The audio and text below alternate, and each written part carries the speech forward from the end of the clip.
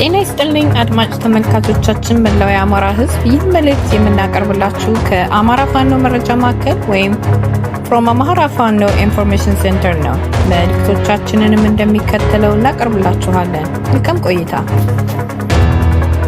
ሰላም ጤና ይስጥልኝ የአማራ ፋኖ መረጃ ማዕከል ቤተሰቦች በያላችሁበት ሰላማችሁ ይብዛ።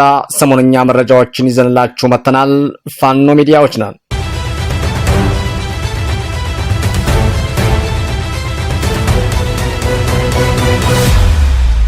ከአማራ ፋኖ መረጃ ማዕከል የዕለቱን አንኳር የዜና ርዕሶችን በማስቀደም የዕለቱን ዜና እናሰማለን። ዕለተ ሰኞ ሰኔ 15 2018 ዓ.ም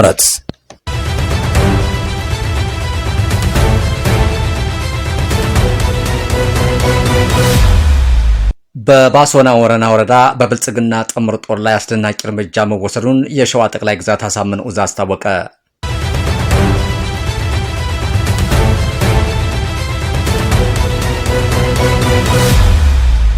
በመተማ ወረዳ ዳስ ጉንዶ ከተማ በተደረገው ውጊያ በመንግስት ኃይሎች ላይ ከባድ ኪሳራ መድረሱም ተገለጸ።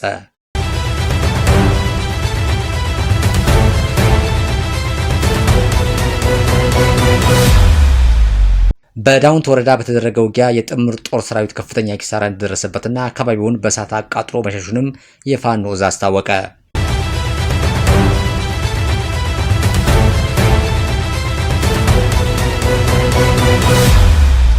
በፋኖ መዋቅር ላይ ያነጣጠረ አዲስ የመከፋፈል እቅድና በቢሊዮኖች የሚቆጠር በጀት መመደቡ ተሰማ። በወሎ ግንባር በአገዛዙ ሰራዊት ላይ ከባድ መብረቃዊ ጥቃት መፈጸሙ ዕዙ አስታወቀ።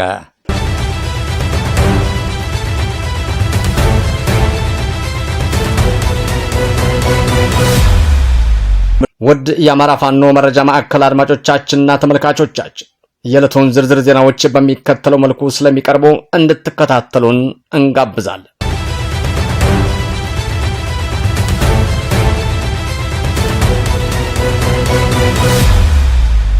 በባሶና ወረዳ በብልጽግና ጥምር ጦር ላይ አስደናቂ እርምጃ መወሰዱን የሸዋ ጠቅላይ ግዛት አሳምነው ዕዝ አስታወቀ።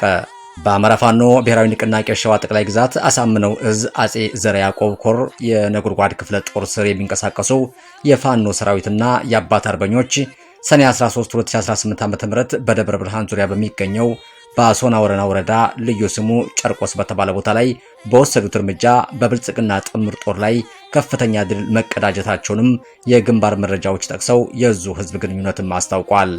ከመንዲዳና ከአንጨቆረር ከተሞች በሶስት አቅጣጫዎች የተንቀሳቀሰው ያገዛዙ ሰራዊት የክፍለ ጦሩን ቃኞችና የአካባቢውን የአባት አርበኞች ከበባ ውስጥ ለማስገባት ሙከራ አድርጎ እንደነበረም ተገልጿል።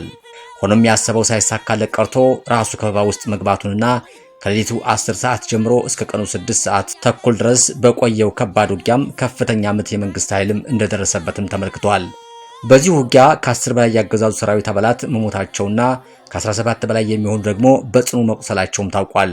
ከተመታው ኃይልም ላይም በርካታ ተተኳሽ መሳሪያዎች፣ የብሬን ሸንሸል፣ ወታደራዊ የደንብ ልብሶችና ሬሽን በፋኖና በአባት አርበኞች እጅ መግባቱም ተገልጿል። በሌላ በኩል የነጎድጓድ ክፍለ ጦር ሪፖርት ክፍል ዋቢ ማድረግ የደረሰን መረጃ እንደሚያመላክተው ያገዛዙ ሰራዊት ሽንፈት ከገጠመው በኋላ በጨርቆስ ቀበሌ የሚገኘውን ቤተክርስቲያን ለማቃጠል ሙከራም አድርጓል።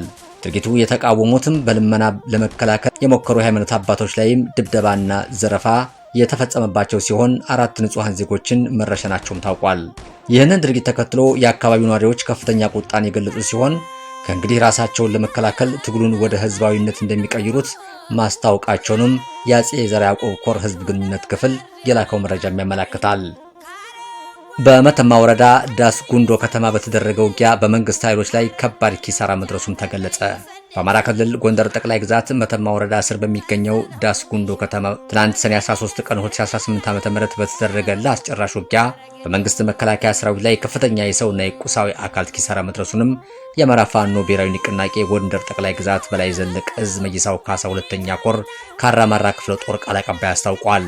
የክፍለ ጦሩ ቃል አቀባይ መቶ አለቃ ቴዎድሮስ በሰጡት መግለጫ የሬጅመንት 1 ሬጅመንት 2 እና ሬጅመንት 3 ድል አድራጊ ቅንጅት ሰኔ 13 2018 ከጧቱ 11 ሰዓት እስከ 3 ሰዓት ድረስ በወሰደው የተቀናጀ የሰራዊት እርምጃ የመንግስት ኃይልን ሙሉ በሙሉ መደምሰስ መቻሉንም ገልጸዋል።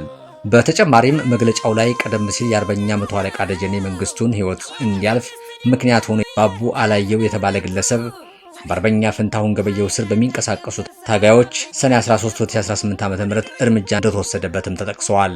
በዚህም አውደ ውጊያ በመንግስት በኩል የደረሰ የሰው ኃይል ኪሳራ ከ50 በላይ የሞቱ ከ60 በላይ የቆሰሉ እንዲሁም ከ20 በላይ የጦር ምርኮኞች መኖራቸውም ተረጋግጠዋል።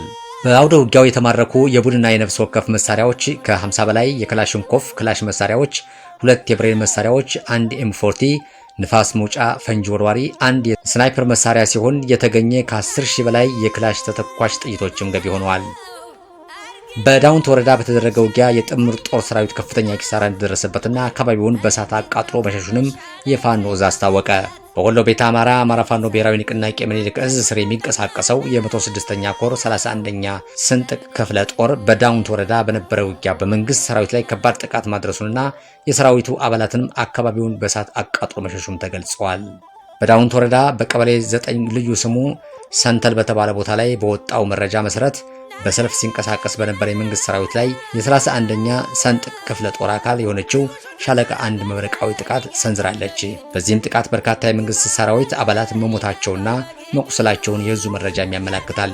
የፋኖን ከባድ በትር መቋቋም ያቃተው ይህ የብልጽግና ሰራዊት የገሃ ማርያም ጥቁር አምባ ተራራን በሞርተርና በዲሽቃ ሲደበድብ መዋሉም ተገልጿል።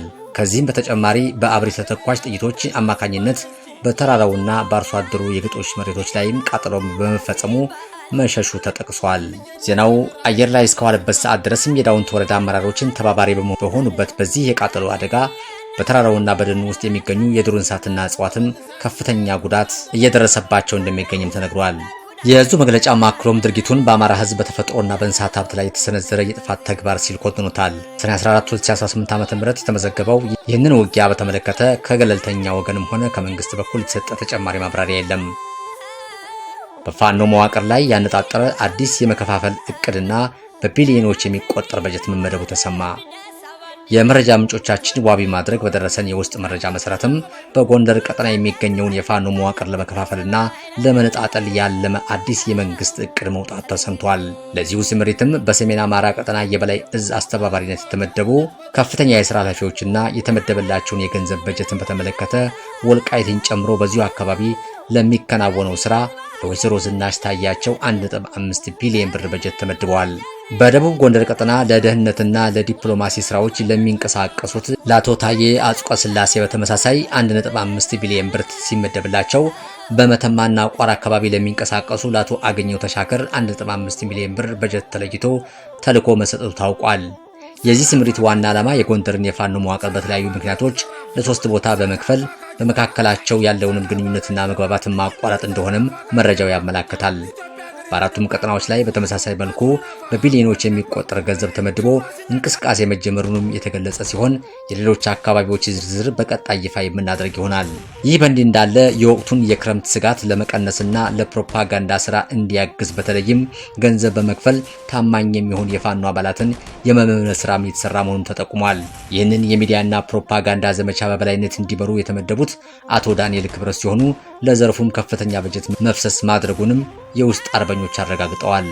ይህንኑ ተንተርሶ ከተለያዩ እዞች ለሚገኙ የፋኖ አባላትም በተላለፈ አስቸኳይ መልእክት ማናቸውንም መሰል የፕሮፓጋንዳ ጥረቶች ወደ ጎን በመተውና ለአፍታም ሳይዘናጉ ቀጠናቸውንም እንዲጠብቁ ጥሪ ቀርቧል።